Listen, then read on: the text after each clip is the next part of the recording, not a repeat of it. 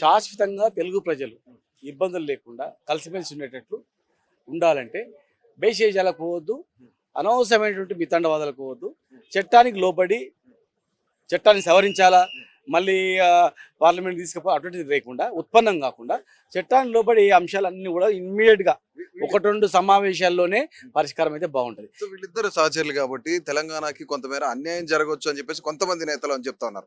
So BRS కి సంబంధించి అసలు బీఆర్ఎస్ వాయిస్ ఏంటి? బీఆర్ఎస్ వాయిస్ కానీ జనరల్గా ఏంటంటే ఇద్దరు ఒకే గూటి పక్షులు ప్లస్ ఇద్దరు సహచరులు. చంద్రబాబు నాయుడు గారు, రేవంత్ రెడ్డి గారు అంటే తెలుసు ఎవరేంటండి. కనుక వాళ్ళు ముఖ్యంగా ఎన్నో కొట్లాటల మధ్యలో వచ్చింది తెలంగాణ, నష్టం జరిగిందని వచ్చింది తెలంగాణ. మళ్ళీ నష్టం జరగవద్దు, ఫ్యూచర్లో వీళ్ళు అన్యాయం చేసినని భావన కూడా కలగద్దు. వీళ్ళు అన్యాయం చేసేది కనుక మళ్ళీ మాకు న్యాయం జరగాలని ఫ్యూచర్ ఉద్యమాలు కూడా ఉండొద్దు. కొన్ని విషయాలు కొన్ని ఎట్లా అంటే ఇప్పుడు మేము కూడా అడిగినాం, తిరుపతిలో 36% భక్తులు మా వాళ్ళు ఉన్నారని. అక్కడ మాకు వసతులు కావాలా. రేపు మొన్నటి వరకు చూసినాం, కొంతమంది సహకరించలేదు, కొంతమంది ఇబ్బందులు కూడా పెట్టడం జరిగింది రకరకాలుగా. ఫ్యూచర్లో తిరుపతిలో కూడా వివాదాలు లేకుండా అక్కడ తమిళనాడుకు ప్లేసులు ఇచ్చిండ్రు, కర్ణాటక ఇచ్చిండ్రు, కానీ మాకు ఇవ్వలే. అక్కడ ఇవ్వాలి. పోర్ట్ లేదు, డ్రై పోర్ట్ ఇస్తున్నారు. ఇక్కడ పోర్టు స్థలం కూడా గతంలో వచ్చింది, పోర్టు కూడా స్థలాలు ఇవ్వాలా. అప్పుడు హైదరాబాద్లో కూడా వాళ్ళకు ఏదన్నా అరే మనకు అందరం కలిసిమెలిసి పుచ్చుకొని ఉండాలా. ఇక్కడ గుంజుకోవడం కాదు. ఇప్పుడు ఇక్కడ దిల్ సంస్థ కానీ తర్వాత మిగతా స్టేట్ ఫైనాన్స్ కార్పొరేషన్ కానీ దాదాపు 1000 ఎకరాల ల్యాండ్ ఉంది. ఇప్పుడు ఆ ల్యాండ్లో కూడా వాటా కావాలని గతంలో అడిగింది. అది నిరుపయోగం ఉన్న ల్యాండ్ ప్రభుత్వం తీసుకుని మాకు వాటా కావాలని తప్పది. స్టేట్ ఆఫీసులు అన్నీ హెడ్ ఆఫీసులు స్టేట్ ఆఫీసులు, కానీ జిల్లా కార్యాలయం కూడా వాటా కావాలని అంటే పరిష్కారం కావద్దు, నానుస్తూ ఉండాలి, మేము కొట్లాడినట్టు ఉండాలి, తన్నుకుంటున్నా వీళ్ళంతా దాని రాజకీయ లబ్ధి ఉండాలనే టైప్లో భావన కలగకుండా ఇక్కడ ఈ మీటింగ్ రాజకీయ ప్రాధాన్యం కూడా సంతరించుకుంది. ఎందుకంటే ఉమ్మడి రాజకీయ శత్రువు కేసీఆర్ అని చెప్తా ఉన్నారు. సో ఎట్లా చూడొచ్చు దీన్ని రెండు రాష్ట్రాల? ఇప్పుడు రాజకీయ శత్రువు అని చెప్పి తెలంగాణకు అన్యాయం చేస్తే కేసీఆర్ గారి ప్రజలు ఊరుకో, తెలంగాణ అస్తిత్వము దెబ్బతింటే ఊరుకోరు. గతంలో ఏమని ఉండొచ్చు రేవంత్ రెడ్డి గారు, చంద్రబాబు గారు. ఇలా ఆయన తెలంగాణ కవచంలాగా ఉండాలి, తెలంగాణ ప్రయోజనాలు కాపాడాలి, శాశ్వతంగా హైదరాబాద్లో కలిసిపెట్టి ఉండేటట్టున్నారు. చంద్రబాబు నాయుడు గారు కూడా ఇక్కడే ఉంటారు, వారు ఇక్కడే నివసిస్తారు, వారు కుటుంబం ఇక్కడనే, ఎన్టీ రామారావు సమాధి ఇక్కడనే. ఫ్యూచర్లో కూడా శాశ్వతం ఇక్కడ ఉండాలి. ఆయన ఉండాలన్నప్పుడు ఆయన కూడా కొంత ప్రజలు ఏమనుకుంటారు అని కాదు, ప్రజలు నచ్చజెప్పాలి, కొంత తెలంగాణ వాళ్ళు సంతోషపడేటట్టు కూడా చేయాలి.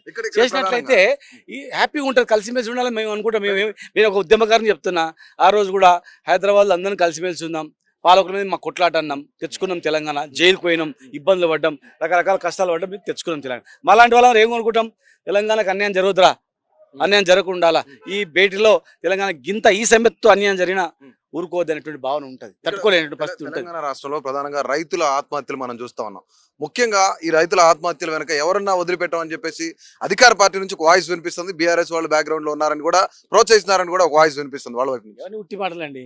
రైతులు ప్రాణాలు పోగొట్టుకుంటారు, ప్రోద్బలం చేస్తే ప్రాణాలు పోగొట్టుకుంటారు. అది జరుగుతుంటే రాకుండా ఉండడానికి ప్రయత్నం చేయాలి. మేము ప్రయత్నం చేసినాం రైతుల గురించి, మా హయాంలో ఆత్మహత్యలు లేవు. ఇప్పుడు ఈ ప్రభుత్వం కూడా చర్యలు చేపట్టాలా. అరే ఆ ప్రభుత్వంలో మా ప్రభుత్వంలో వేసిన మంచి తీసుకోవాలా, చెడుని వదిలిపెట్టండి. అన్ని చెడు చేయలే కదా, మంచిగా తీసుకొని చెడు మీకు అనిపించిన దానిలో మంచి ఫిల్ చేయండి, రైతులను ఆదుకోండి. ఫైనల్ గా ఫోన్ ట్యాపింగ్ విషయంలో వీళ్ళిద్దరు ఒకటవబోతున్నారు. అలాగే రేవంత్ రెడ్డి ఢిల్లీ పర్యటనలో ఏదైతే ఉందో కత్తి పట్టుకున్నాడో ఆ కత్తికే బలవుతాడు, ఖచ్చితంగా ఫోన్ ట్యాపింగ్ చేసిన వాళ్ళు శిక్ష అనుభవించాల్సిందే అంటున్నారు. ఇప్పుడు ఫోన్ ట్యాపింగ్ జరుగుతలేదా?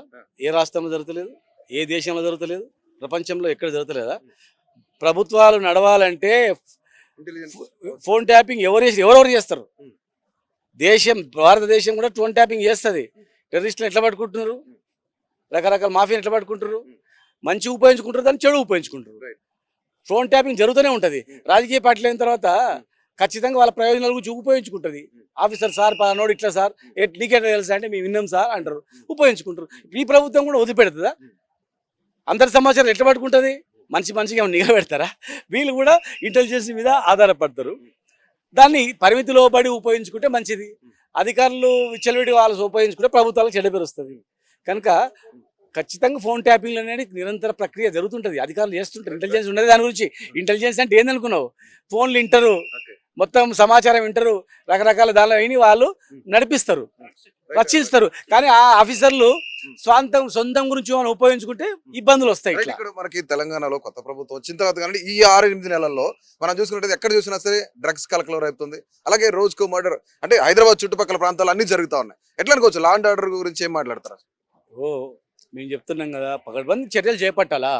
ఇప్పుడు ఈ డ్రగ్స్ అనేటివి కొత్త కాదు, ఇప్పుడే పుట్టుకొచ్చినాయని కాదు. మేము ఉన్నప్పుడు అరికట్టినాం, మళ్ళీ కొద్ది లూజ్ అయ్యే వరకు అవుతారు, మళ్ళీ గట్టి చేయాలా. ఇప్పుడు ఒక ఎస్ఐ గట్టి ఉంటాడండి, అన్ని అరికడతాడు. కొత్త ఎస్ఐ వస్తాడు, చూస్తారు, వారం రోజులు చూస్తారు. అరే ఆ ఎస్ఐ ఆ పోలీస్ స్టేషన్ పరిధిలో గప్ప తిరిగి పడుకుంటున్నాడా, లేకపోతే నిఘా వేస్తున్నాడా, ఆయనకన్నా గట్టిగా ఉన్నాడా, ఆయనకన్నా గట్టిగా ఉన్నాడు, బొక్కలు ఇరగొడతారు అనుకో భయపడతారు, లూజ్ వదిలి పెడితే ఉరుకులాడతారు. ఏ ప్రభుత్వమైనా ఇమ్మీడియట్గా యాక్షన్ తీసుకుంటే కంట్రోల్ చేయొచ్చు. అవన్నీ కంట్రోల్ చేయకుండా ఉండేటివి ఏం కాదు, అవన్నీ కంట్రోల్ చేయాలా. తెలంగాణ అస్తిత్వం కాపాడాలా, దాని మీద దృష్టి పెట్టాలి. ప్రభుత్వం ఆ పని చేసిపోయింది కదా, ఇది తీసేయాలా అనేది దృష్టికి పోవద్దు.